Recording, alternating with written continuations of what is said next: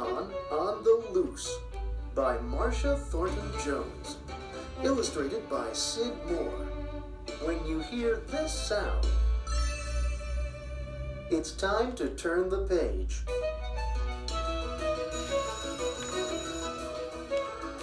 A leprechaun was loose in the classroom, and Sydney was the only one who knew it.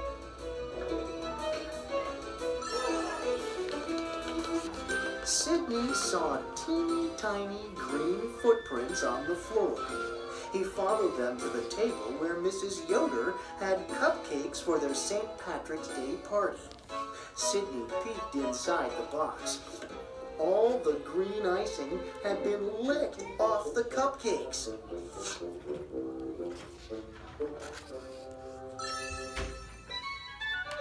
Sydney set out to find that leprechaun. It was plain bad luck when he stepped on his own shoelace. Oof! Whoosh! Splat! Sydney fell right on the table. Sydney ruined our party snack, Della Puddington told everyone when Mrs. Yoder threw away the squished box. I didn't do it, Sydney said. It was the leprechaun. An itty-bitty came from behind the fish tank, but Sydney was the only one who heard it.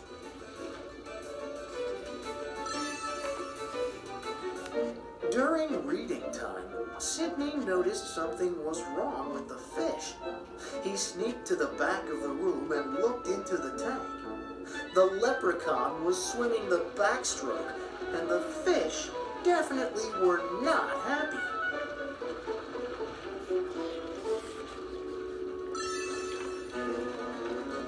Sydney dove after the leprechaun. Plop! Kaboom! Sploosh! Water soaked the table.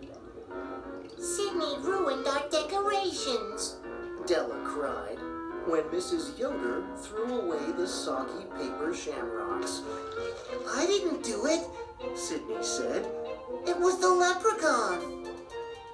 Sydney was sure he heard a tiny little ha-ha-ha as he mopped up the mess.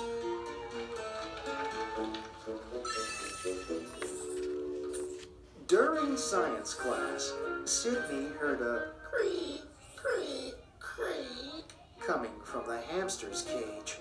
Sydney tiptoed to the cage. He carefully opened the door and came face to face with the leprechaun.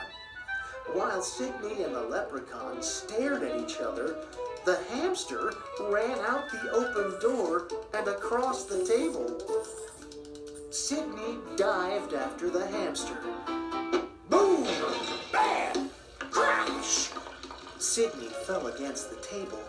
Juice went everywhere just as the hamster scurried out of sight.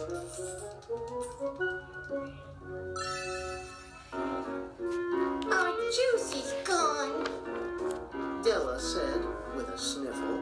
so are the decorations and all of our cupcakes. Sydney ruined our St. Patrick's Day party. Sydney was sure he heard a faint tee from behind the stack of reading books.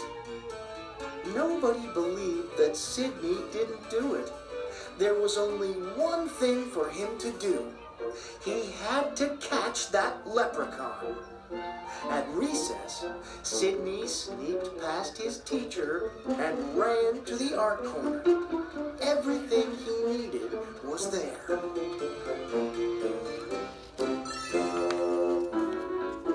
Sydney pounded and snapped and glued. Perfect, he said when he finished his leprechaun trap. Then he hurried into the lunchroom and looked through the lunch trays until he found a stinky tidbit of corned beef.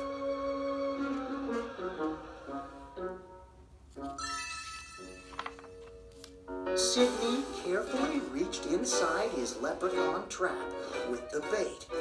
Just then, his foot knocked into the back of the trap. Swish! Clang! Zing! Sydney was caught inside. He heard the tippity-tap-tippy of itty-bitty boots. I do believe I've caught me a boy, that I have, said the leprechaun with a grin. Let me out. Sydney begged. The tiny man scratched under his tall green hat. Now why should I be wanting to do a thing such as that?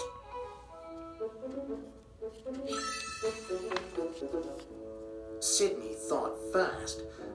Come closer and I'll tell you a secret, He said. Secret? I love secrets, said the leprechaun as he inched forward. That's when Sydney made his move. He reached out and tickled the leprechaun right under the chin.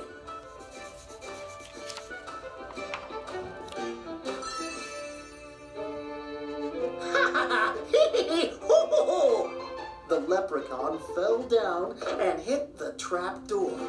The door flew open. Sydney rolled out and pushed the leprechaun inside.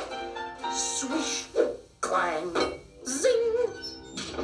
I've got you, Sydney yelled. Now I can prove you ruined the party, not me.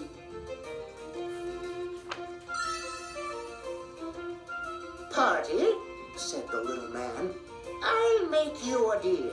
Let me go and I'll save the party. Then I'll be gone and you'll never see me again. How can a leprechaun save our party? Sydney asked. With me treasure, of course.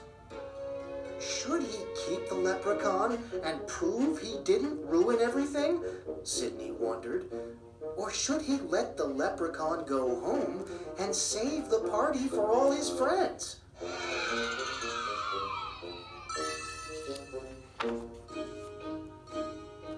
Sydney was running out of time. His class was right outside the door. He had to decide. Quick, tell me where your treasure is, Sydney said. He leaned close and the leprechaun whispered in his ear.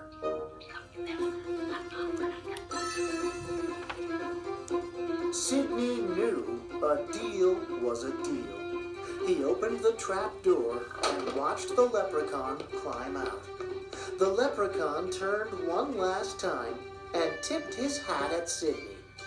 Then the teeny tiny man slipped out the window and was gone. Sydney found the treasure right where the leprechaun said it would be.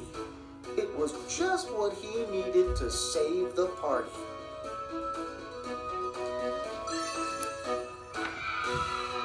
The class cheered. Even Della Puddington smiled at Sydney. Mrs. Yoder wasn't mad at him anymore, even if she didn't quite believe where Sydney got the party supplies.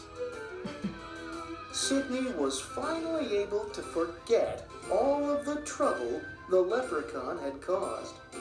Then Sydney heard something terrible.